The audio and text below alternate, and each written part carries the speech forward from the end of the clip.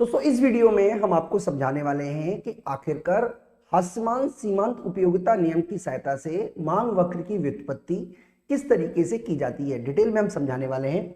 तो सबसे पहले मैं आपको बता देता हूं कि ह्रासमान सीमांत उपयोगिता नियम क्या है।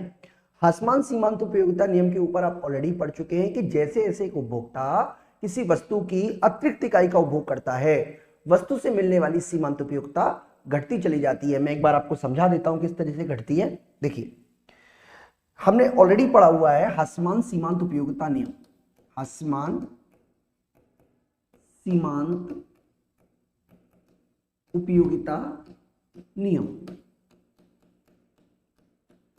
तो ह्रासमान सीमांत उपयोगिता नियम क्या बताता है?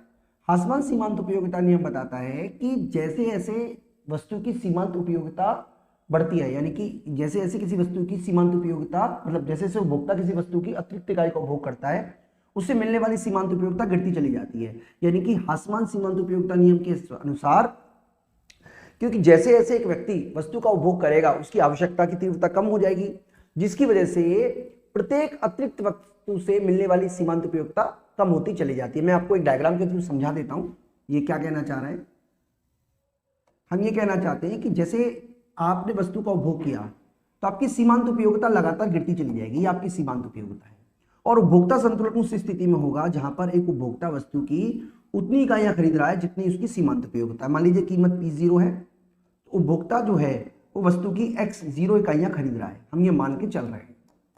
ठीक है जी। तो सबसे पहले मैंने आपको बताया कि मांग वक्र जो है वो भी हमने व्युत्पन्न करना है।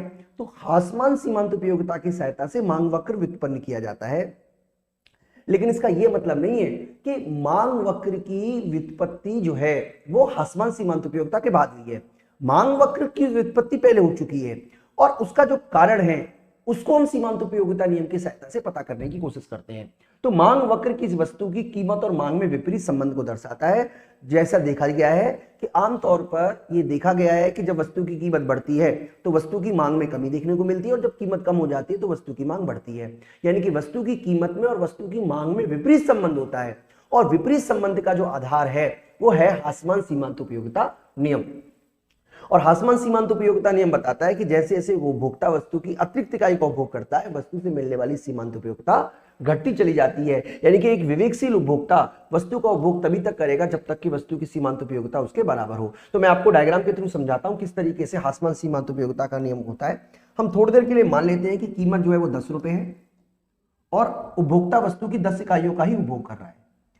अब मान लीजिए इस स्थिति में हम एक डायग्राम और बना देते हैं जिसमें कीमत की और मात्रा के संबंध को दिखाया जाता है। यानी कि 10 इकाइयां खरीद रहा है जब वस्तु की कीमत 10 रुपए। हम ये मान के चल रहे हैं, इसको हम E द्वारा शो कर रहे हैं, E0 द्वारा, इसको हम A0 द्वारा शो कर रहे हैं, A0 द्वारा।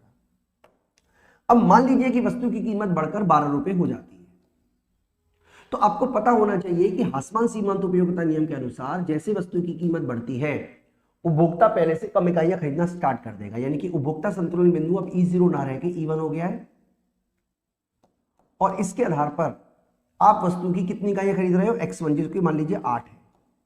इसका मतलब उपभोक्ता वस्तु की 8 इकाइयां कब खरीदेगा? जब वस्तु की कीमत बढ़कर 12 हो जाए। यानी कि कीमत के बढ़ने से वस्तु की मांग में कमी देखने को मिली है, जो कि मांग का नियम बताता है।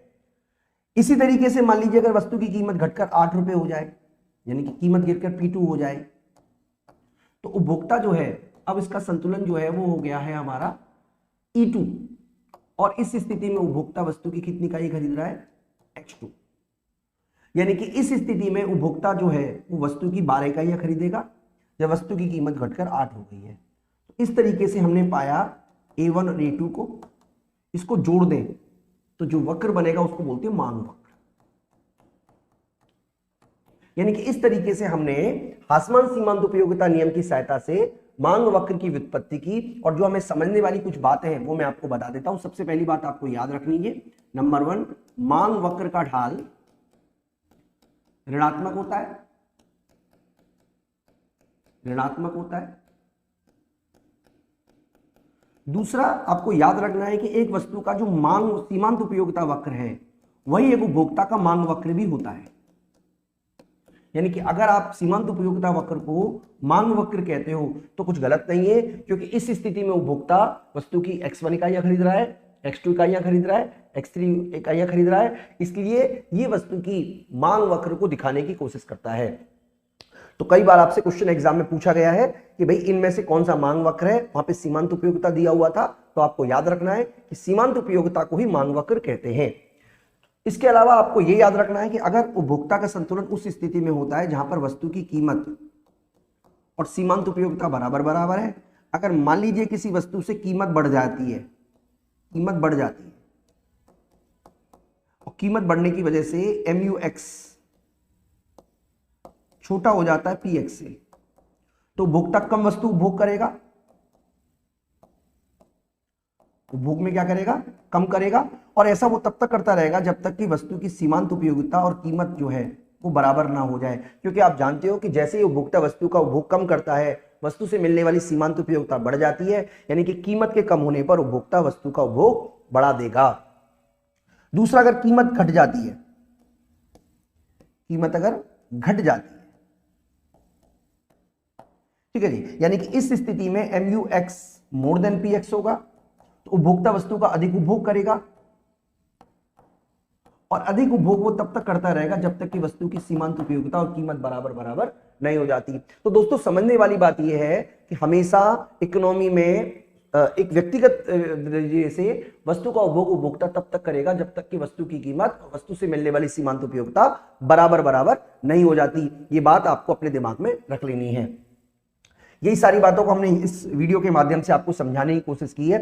ये नोट्स आपको हमारी एप्लीकेशन महाविद्या इकोनॉमिक्स टूल में मिल जाएंगे।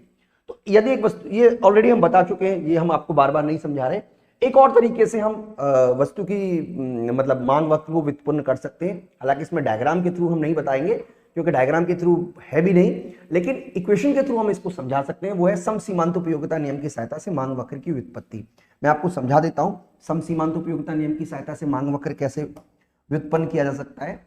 सम सीमांत उपयोगिता नियम बताता है कि एक उपभोक्ता वस्तु का उपभोग तब तक करेगा जब तक कि वस्तु की सीमांत उपयोगिता, एक्स वस्तु की सीमांत उपयोगिता और वाई वस्तु की सीमांत उपयोगिता बराबर बराबर नहीं हो जाती। यानी कि इस तरीके की बातें आपको याद रखनी है कि यानी कि सम सीमांत उपयोगिता नियम बताता है कि एक उपभोक्ता वस्तु का उपभोग तब तक करेगा जब तक कि ये वाली कंडीशन फुलफिल नहीं हो जाती। अब मान लीजिए हम ये मान रहे हैं कि एक्स वस्तु की कीमत में कमी आती है। मान लीजिए एक्स वस्तु की कीमत में कमी आती है।